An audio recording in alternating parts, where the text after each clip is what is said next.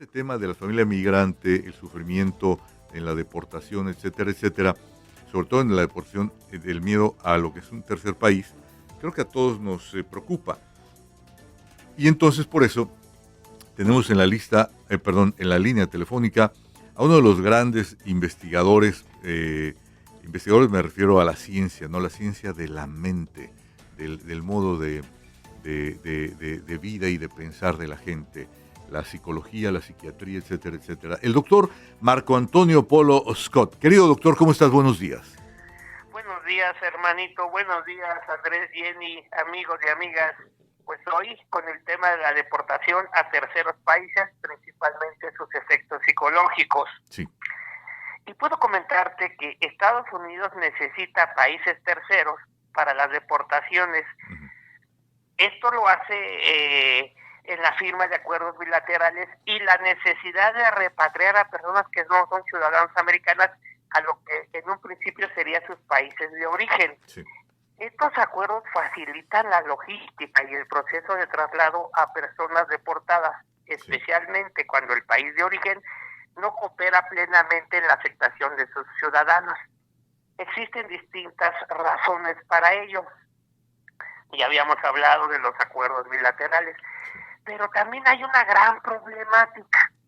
Y esta principalmente tiene que ver con transportar a personas deportadas a largas distancias, especialmente si los países son lejanos, son pocos los ciudadanos a los que hay que deportar, y esto hace que se necesite la cooperación de las aerolíneas y autoridades de los países de destino, cuestión que no siempre se da. Algunos países pueden ser necios o no querer aceptar a sus ciudadanos deportados, especialmente si estos no están en condiciones de recibirlos, de recibirlos porque no les pueden dar una atención que se merecen por llegar bajo estas condiciones. Uh-huh. Y lo que hace es que los acuerdos que se llegan a firmar, que en estos momentos para América Latina son 3 específicamente, el de un acuerdo con Honduras, con Guatemala y con El Salvador, pero que esto trae consigo una problemática muy severa cuando a un ciudadano de un país distinto a cualquiera de estos 3, de momento se le envía, por ejemplo, a El Salvador, sabiendo la situación que vive El Salvador, uh-huh, la superpolicía de Bukele y las supercárceles que él estableció, uh-huh, que si hubiese algún ciudadano de algún otro país latinoamericano y la familia se entera de que va a ser deportado no a su país de origen, sino a un tercer país, y ese país es El Salvador, pues seguramente lo va a meter en una situación muy, muy complicada desde el punto de vista psicológico y del estrés que se va a generar. Uh-huh. Sabemos que algunos países no aceptan a sus deportados, pero también hay el caso de esos países, como el caso de Cuba, el caso de Nicaragua, que no están tan convencidos de aceptar a ciudadanos que decidieron marchar del país, porque incluso en sus países de origen son más bien relacionados como traidores a sus revoluciones. Uh-huh, okay. Y también tenemos aquellos que los países no los reconocen como sus ciudadanos, es decir, los consideran ciudadanos sin patria. Se supone, y eso es parte del discurso, que las deportaciones deben realizarse de manera segura y humana. Uh-huh. Por eso digo que es parte del discurso. Y la cooperación de los terceros países a menudo ayuda a garantizar que se cumplan los estándares internacionales de derechos humanos. Uh-huh. Se dice, la cooperación de terceros países es crucial para el proceso de deportación, ya que permite a los Estados Unidos cumplir con sus leyes de inmigración de manera efectiva, pero es solamente el discurso. ¿Qué sabemos?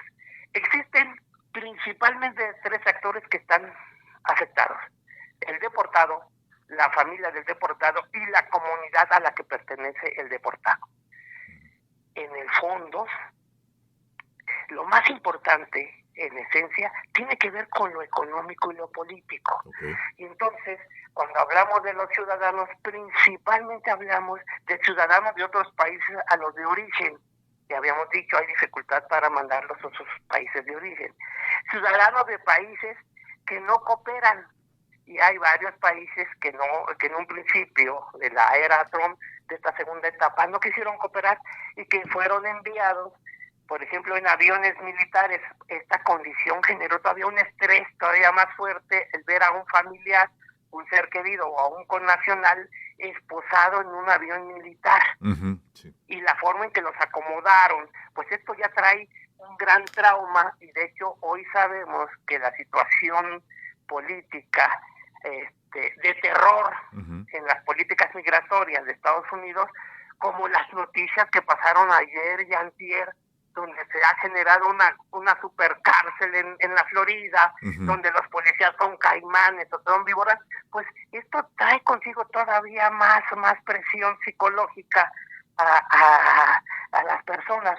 Y entonces, cuando hablamos de la familia, como ya lo habíamos comentado en otro momento, tenemos que decir que cuando un miembro de la familia es deportado, la familia entera enfrenta una difícil decisión de reunirse de nuevo o de permanecer separados. En ese sentido, los grandes expertos mencionan que cuando un padre indocumentado es detenido y deportado, toda la familia se ve gravemente afectada, y debemos de recordar que la mayoría de los deportados son los padres, incluso los abuelos, y sabemos que casi todos ellos pertenecen a lo que nosotros llamamos el estatus familiar mixto, donde por lo menos uno de los miembros de la familia no posee documentos y está en condición de ser deportado.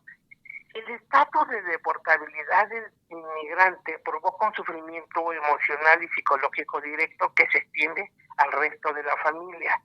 Los más afectados son los niños. Sabemos que por cada deportado, por lo menos, hay 2 niños que van a sufrir esta situación.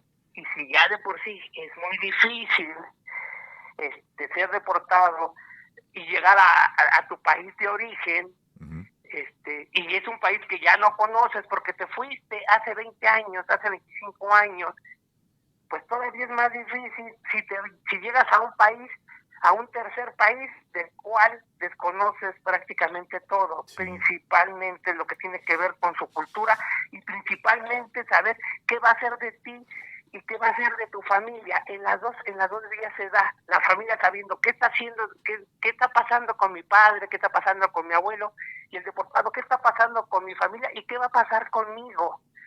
Entonces podemos decir que la deportación a terceros países tiene grandes efectos psicológicos, y estos son devastadores para el ciudadano, para la familia y para la comunidad.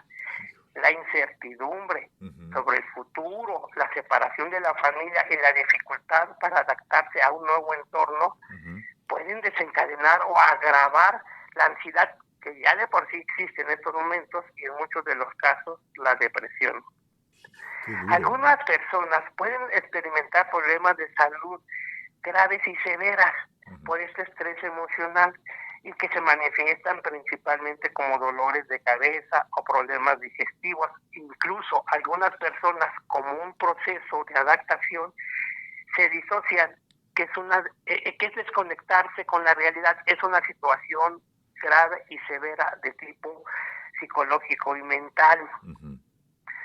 La experiencia de la deportación, principalmente a un tercer país, pues ya en esencia trae un gran estrés, la separación familiar y la posible exposición a situaciones peligrosas una vez que se llega a ese tercer país que no se conoce. Y vuelvo a decir, yo después de haber tenido el gusto de estar en El Salvador en el 22 y 23, y darme cuenta cómo cambió todo, el estado de excepción que estableció Bukele, y el temor de que un familiar llegue a una de sus supercárceles, donde no va a tener defensa alguna, donde no va a haber forma de comunicarse con él, ni de saber qué está sucediendo, y estar encarcelado en un lugar donde se encuentran encarcelados muchos de los integrantes de Maras, o encontrarse en alguna ciudad hondureña como San Pedro Sula, donde hay un nivel de criminalidad altísimo, y que una vez que llegan pues lo reciben, pero después que pasan los días ahí los dejan abandonados. Igual sucede en el caso de Guatemala. Ajá. Entonces, esto va a generar un estrés postraumático severo, muy severo. Uh-huh. Los niños, los que se quedan, experimentan ansiedad. Difícil de enfrentar, ¿no? Muy difícil de enfrentar como familia cuando a alguien te lo desprenden y se lo llevan para allá. ¿Cómo digo, se nos agota el tiempo, lamentablemente es un tema inagotable, ¿no? Uno frente al otro. Entonces, doctor, si alguien de nuestra audiencia estuviera cruzando por esta situación, ¿tú crees que tú podrías brindarle ayuda en una conversación?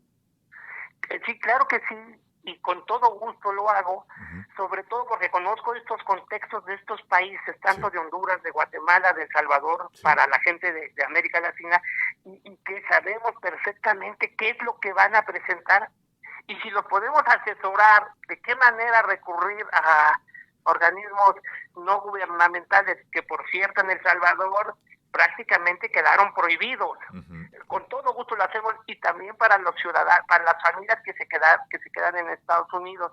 Okay. Y les recuerdo mi número telefónico, hermanito. Sí. 55, claro, 52 55 54 36 97 19. Ok. Entonces 52 55 54 36 97 19. Doctor Marco Antonio Polo Scott. Te agradezco mucho, doctor. No, hermanito, muchísimas gracias por su atención y excelente día. Igualmente, las 5 de la mañana con 41 minutos, que no se te haga tarde.